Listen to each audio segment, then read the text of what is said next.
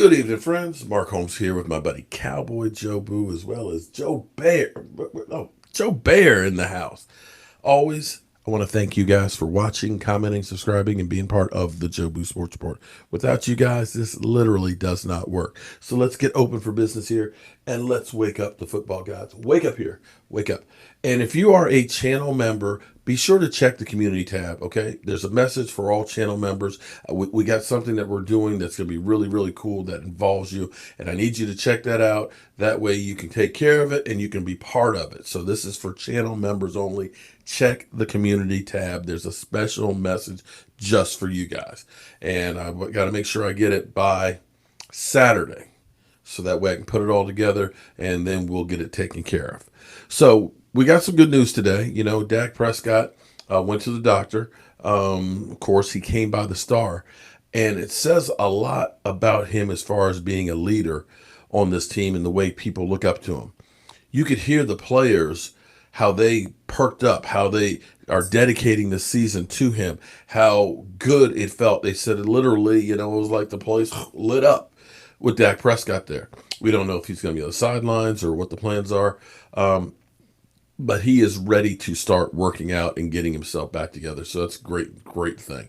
And, you know, of course, everybody has gone through, you know, from other players and stuff on other teams wishing him well and giving their thoughts of encouragement and everything else. Dak will be fine. Dak will be fine. Now, the question will be is, will the Dallas Cowboys be fine? And I'm not so worried about the offense because we got a lot of playmakers. The offensive lines are going to get their groove. Andy Dalton, as Colin Cowherd put it out there, that, you know, when you looked at Dak Prescott's first 4 years and Andy Dalton's, their numbers were similar, which is very, very true. The last 4 years, though, we won't talk about with Andy Dalton and things because, well, Cincinnati was not a real good team, and he was part of that equation. But hopefully we won't take too much of a step back, and there are things that the Cowboys can do to make up for a quarterback that's more of a pocket quarterback, where you're not going to have the run pass options as much or the quarterback draws and things. You're going to change that up, but you've got the pieces that will be okay to work with.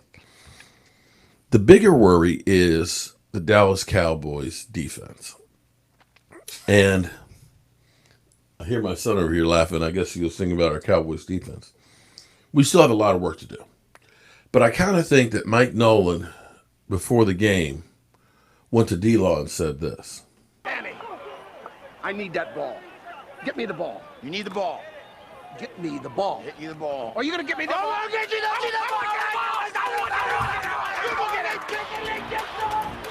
I hope he doesn't kill somebody. That's one of my favorite quotes. I'm back. I'm back. Get the ball. Motion. The ball.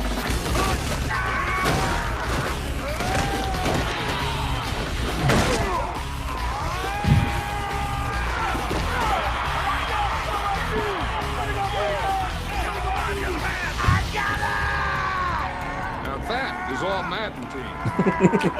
I'm the man. You got me the ball. I got you the ball. You got me the ball. You got me the ball. So the question is it time? Sit down now, Danny. Is it time to say, D-Law, did D-Law get his manhood back? Because you remember last week about this time, we were talking about D-Law saying that the defense was soft, that they played soft. And that's one thing, you know, if your toilet tissue, Eagles, if your toilet tissue, you want it to be soft. Nobody want no hardcore, you know, like sandpaper toilet tissue. But if you're a defense, you want that defense to be hardcore. You want that defense to knock them the F out. Now, the good news for the Cowboys is we're getting some soldiers back. We got Anthony Brown, the guy you saw actually pick up the ball, be in the right position at the right time, and carry to the end zone. That's a backbreaker. That's a game changer right there. That is a 14-point swing. That helps your offense more than anything else.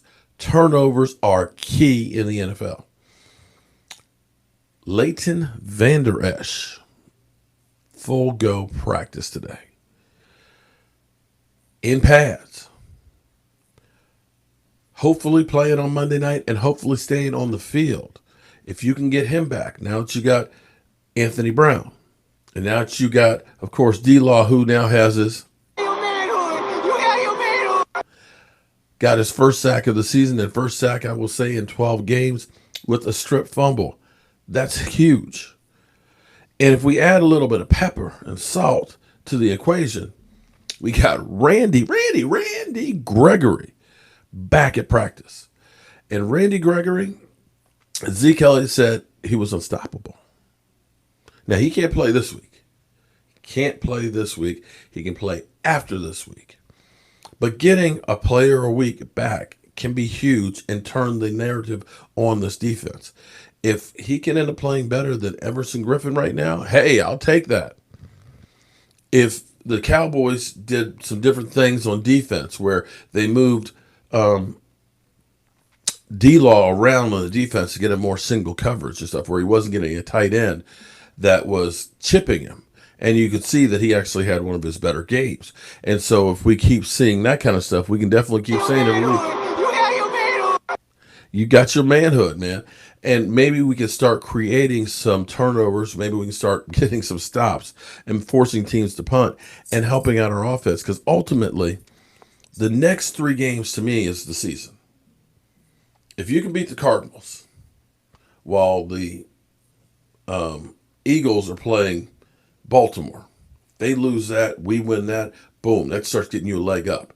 If you go through and you beat Washington, boom, gets you on a roll. And then you go through the next game and you beat the Eagles, who then have 2 losses in the division, and you'd have 3 wins in the division, all of a sudden you're starting to say you can take control of things. It's going to be ugly. It's going to be ugly. It may end up being 7-9 or 8-8 wins the division, but it's still a win. And then this year of COVID 2020, which has been hell. It has been hell.